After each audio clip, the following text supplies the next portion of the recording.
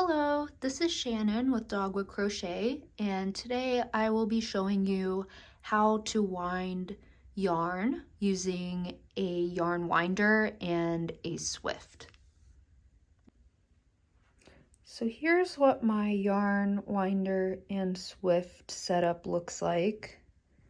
This is my yarn winder, and so basically what it does is we feed the yarn through this little metal piece here, and that helps to regulate the tension as we spin our cake along this plastic piece right here. And we just do that by winding this handle like so. And then here is the swift. And so for different kinds of yarn, sometimes they will come in what's called a hank or a skein of yarn. And so you'll need to open up the hank and wrap it around this swift. So the swift basically keeps the hank of yarn from becoming tangled as you're winding it. So you can open and close the swift with this lever here.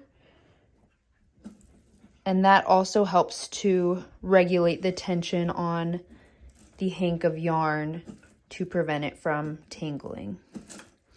And I've just mounted both of these pieces to my shelf here, just using these knobs to adjust it until it's tight.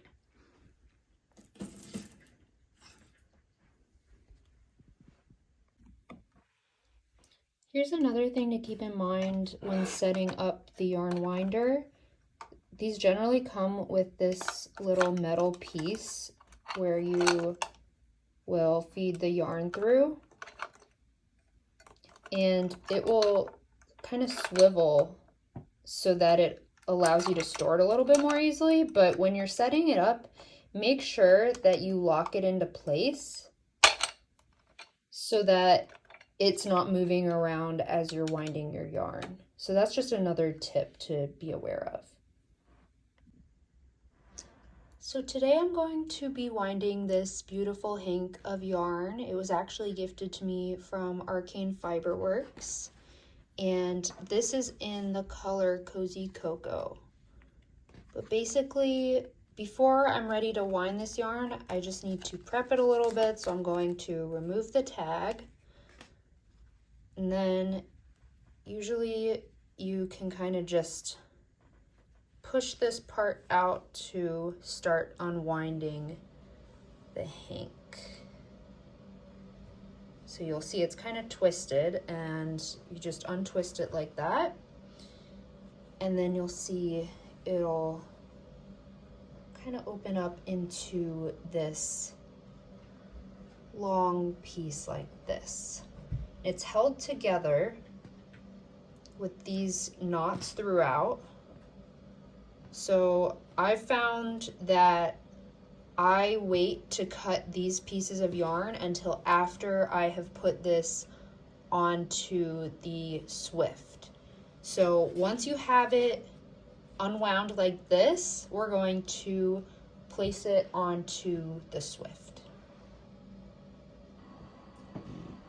So here's again what the hank of yarn looks like after I just untwisted it. It's still held together with these pieces of yarn here, but what I'm going to do is I'm just going to kind of lay it over the swift, just like this. And I found that when you do this step, it helps to open the swift up a little bit instead of having it like this. It's a lot harder to open the swift if it's completely closed. It's most helpful to open up the swift about this much or so, just depending on the size of the hank. And then you're just going to lay the hank over the swift like this. Hold it so it stays tight, and then you're going to expand the swift until the yarn is about this tight. So you want it to be on there pretty securely, but you don't want it to be too stretched out. So this is going to be spinning, so you could just do kind of a test spin to make sure that you're happy with how it's situated on there. So now from here, we're going to cut these pieces that I was telling you about earlier. So I'm just going to snip off these pieces, and you can see they're just little scraps. So I like to save those for later. I like to save all of my scraps for stuffing and just any other projects that might benefit from having some yarn scraps. But basically I'm just cutting all of these strands off now that the hank is on the Swift.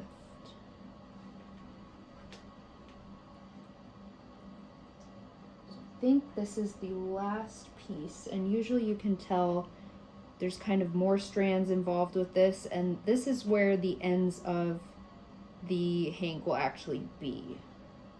So we will be using one of these to start winding, but I basically just try to cut them as close to that big knot as possible, and then just kind of wing it in terms of which pieces will fall out and which ones will be part of the actual strand of yarn. So you could see one of them was one of these little strands, and then the other two separated. One of them fell down here, and the other one came, where did it go? It went over here somewhere. Let's see. Here it is. So you can see now we have two strands hanging down from the Swift. So I'm going to take one of them and I'm going to feed it through the yarn winder. So I'm going to feed it through this metal piece, and then I'm going to place it onto the winder like this. And it seems to me, I think I want my Swift to go in the other direction, just based on kind of how my winder is oriented to it. So I think I'm going to use this end actually. So I got my piece of yarn and I'm just going to feed it through, kind of loop it around this metal piece, and then I'm going to place it into this little divot here in this piece of plastic.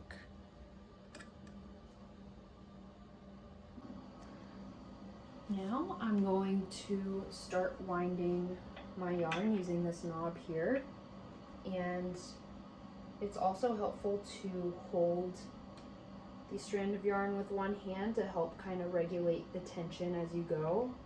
So I'll be winding the yarn with one hand and holding it with the other finger. Not holding it down too tight, but just enough to keep it tight enough that the cake will kind of wind up nicely on the winder.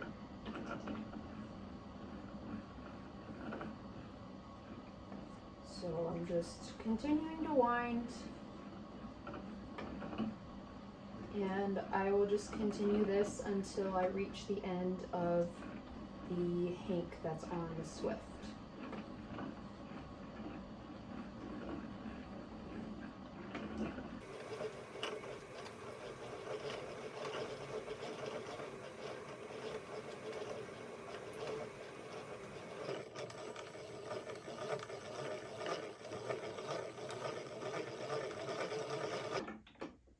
So I'm reaching the end of the hank, and I'm just going to continue winding until I've reached the end.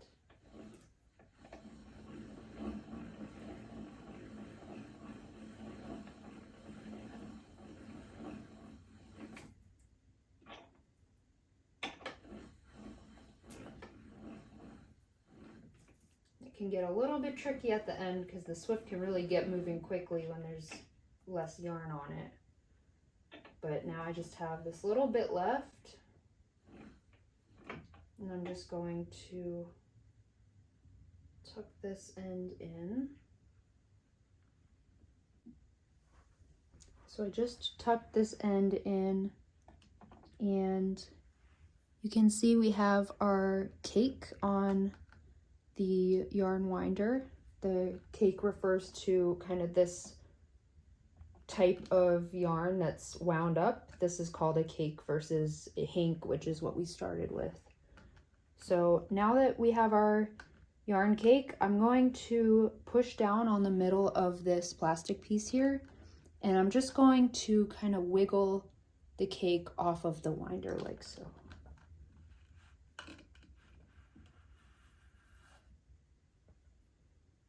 And now we have a beautiful yarn cake, and we should have access to an easy center pull, so that's great. And that's pretty much how you wind yarn. Another hack that you can use is you can take the tag and you can fold it up in half and then just kind of stick it in the middle of that cake. Then you'll remember what color the yarn was. Thank you for watching this video. I hope you enjoyed it and I hope you found it helpful. If you did like it, please give it a thumbs up and subscribe to my channel for more videos. Thank you.